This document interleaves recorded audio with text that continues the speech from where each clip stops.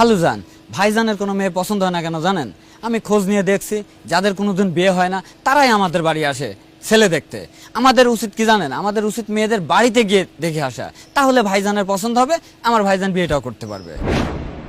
কই গো, তাড়াতাড়ি নিয়ে আসো।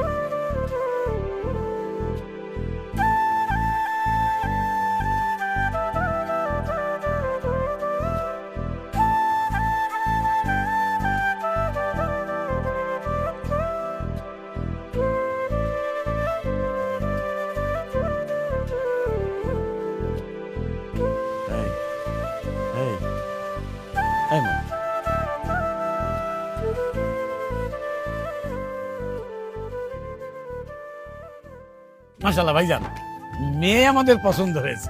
তো এখন যদি আপনাদের কোনো সমস্যা না থাকে, কোনো প্রবলেম না থাকে, তাহলে আমরা বিয়ের একটা দিন ধার্য করতে পারি। আরে কি যে বলেন ভাই সাহেব, প্রবলেমে আর কি আছে? আপনি হচ্ছেন এই এলাকার গণ্যমান্য মানুষ, ছেলেও দেখতে মাশাআল্লাহ খুব ভালো।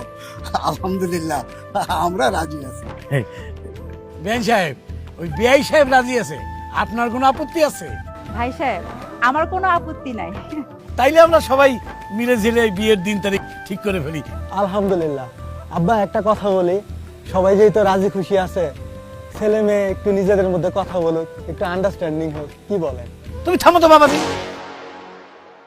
এই তুমি যখন বিয়ে করছিলা তখন কি আমার মেয়ের সাথে তুমি আলাদা করে কথা বলছিলা? হ্যাঁ, বেশি কথা বলো।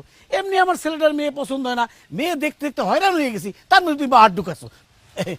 এই মেয়ে সাহেব, আপনাদের তো কোনো সমস্যা নাই, আপত্তিও নাই, তাহলে ওই আমরা আগামী শুক্রবারই বিয়ের দিন ঠিক করতে পারি। হ্যাঁ, আলহামদুলিল্লাহ। আলহামদুলিল্লাহ, আলহামদুলিল্লাহ।